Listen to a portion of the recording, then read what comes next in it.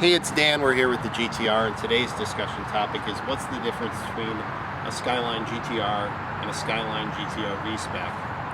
Specifically in terms of the R34, these were not remarkably different vehicles. They had very subtle changes, and I'm going to go over them with you. First, there was an air diffuser on the rear and the front of the V-Spec that was a unique part. If you look down here, you can see a carbon air diffuser. It goes back about 3.5 feet. And it provides for exit air, exiting a little bit more smoothly. There's also an integrated NACA duct in it that forces air over the rear differential. In the front, the GTR V-Spec will have this black part at the bottom. It is an air diffuser connected to an engine cover that goes back almost to the back of the front wheels.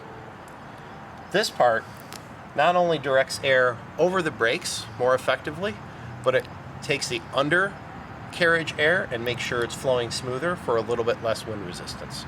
A Tessa system is unique on the V-Spec as well.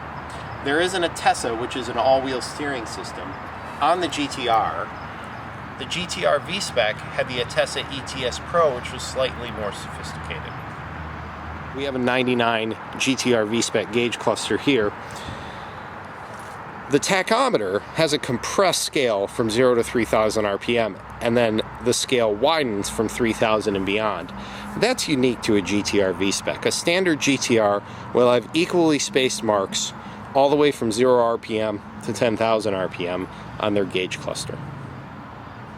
The final change has to do with the MFD, the multifunctional display, which is sitting right on top of the center vents there. Displays a lot of information about the car in a GTR and in a V-Spec. However, in a V-Spec, there are two additional pieces of information displayed that the standard GTR didn't have. One of them was intercooler temperature, and the other one was exhaust temperature. Those were unique to the V-Spec. However, all the other functions are the same between the V-Spec and the GTR. We are going to have a future video that's just about that MFD. We're going to show you how it works and what it does.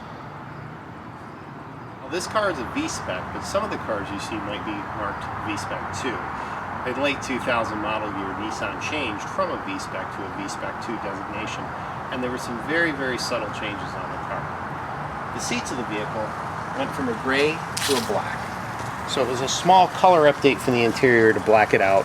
The silver that you would find on the bezel around the radio and the shifter and the ashtray changed from this color silver to a darker metallic, sort of a smoked metal look. However, it still was a plastic part.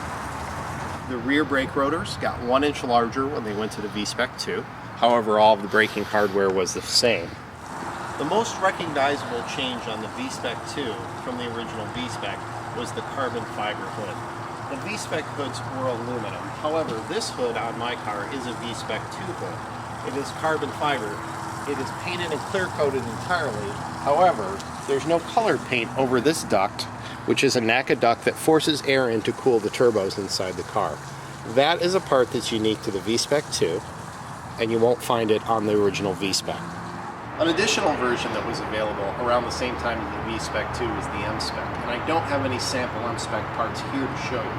However, the M-Spec was marketed as a luxury version of the vehicle, and it was unique in two ways. One, it had leather heated front seats, and the second thing it had was what Nissan called ripple control dampers.